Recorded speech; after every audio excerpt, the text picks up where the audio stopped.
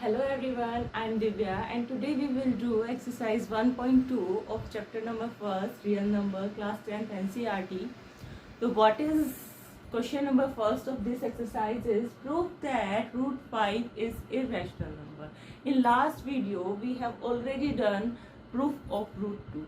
तभी मैंने बताया था कि अगर हम रूट 2 का प्रूफ अच्छे से सीख लेते हैं तो रूट 3 हो, रूट 5 हो, रूट 7 हो, कोई भी रूट आ जाए हम इजीली उसे कर सकते हैं। लेकिन अब ये क्वेश्चन है आपकी एक्सरसाइज में गिवन है, तो देखते हैं कैसे करते हैं। उन्हीं स्टेप्स के साथ करेंगे हम इस प्रूफ को।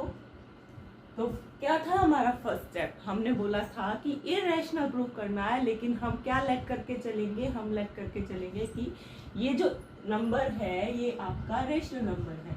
तो हम लिखेंगे let root 5 be a rational number। ठीक है, हमने लेट किया कि रूट 5 एक रैशनल नंबर है। तो what is rational number? Those numbers which we can write in the form of p by q, by की फॉर्म में लिख सकें। तो हम रूट 5 को लिख लेते हैं। So root 5 is equal to a by b। कुछ भी ले सकते हैं, a by b, p by q, r by s, कुछ भी ले सकते हैं। And a and b are integers। Conditions होती है ये कि इंटीजर्स की होने चाहिए। b is not equal to 0 होना चाहिए। अगर वो b 0 के इक्वल हो जाएगा तो हम नहीं प्रूव कर पाएंगे, नहीं बता पाएंगे कि ये रेशनल नंबर है। रेशनल नंबर की कंडीशन ही ये है कि जो डिनोमिनेटर में है वो आपका 0 नहीं होना चाहिए। देन एक और कंडीशन लेनी है हमें कि a and b are co-prime numbers। क्या होते हैं co-prime numbers? कल भी बताया था। दोज नंबर्स जिन नंबर्स में जो फैक्टर होता है एक ही कॉमन फैक्टर होता है और वो होता है 1। क्लियर? फिर उसके बाद हमने क्या किया था, हम b को इधर लेके गए थे, हमने इसे स्टेप दे दिया है, step 1। Then b under root 5 is equal to a।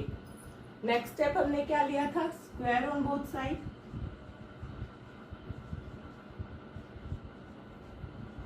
Square करेंगे दोनों साइड। जब स्क्वायर करेंगे तो ये बी स्क्वायर बन जाएगा, 5 रूट से बाहर आ जाएगा, इसे इधर लिख देते हैं, एंड ए स्क्वायर। ठीक है, ये हो गया आपका सेकंड स्टेप। अब अगर हम ध्यान से देखें इस स्टेप को तो ये क्या क्या पता चल रहा है कि ए स्क्वायर अगर 5b स्क्वायर के इक्वल है, यानी कि हमारा एक फैक्टर जो होगा वो क्या होगा, ए स्क्वायर का एक फैक्टर होगा 5। यानी we can say that a square is divisible by 5। अब थ्योरम की थी कि अगर ए स्क्वायर डिविजिबल है किसी प्राइम नंबर से तो a भी डिविजिबल होगा। तो we can say that a is also divisible by 5। Then your next step is हम a एज्यूम करेंगे, let c be an integer. अब हमने एक नंबर और माना c, और हमने मान लिया कि a इज इक्वल टू है आपका 5c। ठीक है, उन्होंने पहले ही बोल दिया ना कि a जो है, a में एक फैक्टर 5 है, तो हमने मान लिया कि एक c एक इंटीजर है जो कि a is equal to 5c है। ठीक है, अब फिर again square on both side, as b लिख देते हैं। ठीक है, लेकिन आप एग्जाम में कंप्लीटली लिखेंगे SQUAR square on both side. a square is equal to 25c square. ये हमारा थर्ड स्टेप हुआ। अब हमें सेकंड स्टेप और थर्ड स्टेप का कंपैरिजन करना है। अभी हम ध्यान से देखेंगे तो a यहाँ क्या हो रहा है, a square is equal to 25c square and a square is equal to 5b square. तो we can say that 5b square is equal to 25c square. बोल सकते हैं 5 से 25 जाएगा तो क्या बचेगा, b square equal to 5c square. अब ये जो इक्वेशन आई, इस इक्वेशन से हम बोल सकते हैं कि 5 की जो बी स्क्वायर है, बी स्क्वायर का एक फैक्टर 5b है, क्योंकि b square is equal to 5c square है। तो we can say that b square is divisible by 5 and b is also divisible by, तो डिविजिबल बाय 5। अब क्या हुआ, अब ये स्टेप देखेंगे, स्टेप सेकंड, और ये स्टेप देखेंगे, इसको नाम दे देते हैं स्टेप 4। तो जब हम ध्यान से देखेंगे हम ये पता चल रहा है कि a का भी एक फैक्टर 5 है और b का भी एक फैक्टर 5 है, या we can also say that a is divisible by 5 and b is also divisible by 5।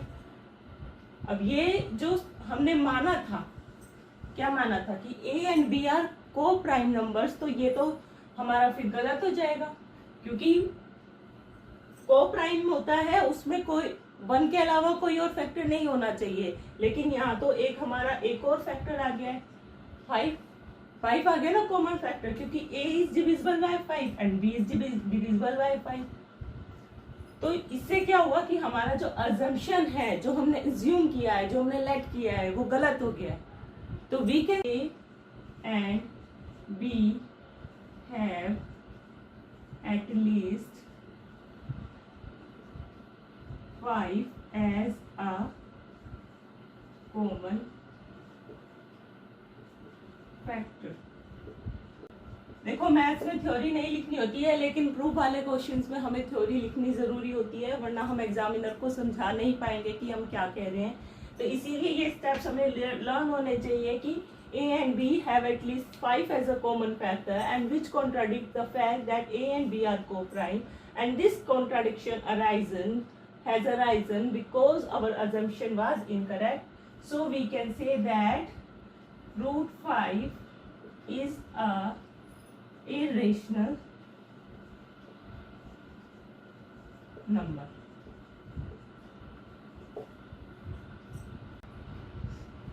So this is your question number first of exercise 1.2, and in next video we will do question number second. Thank you.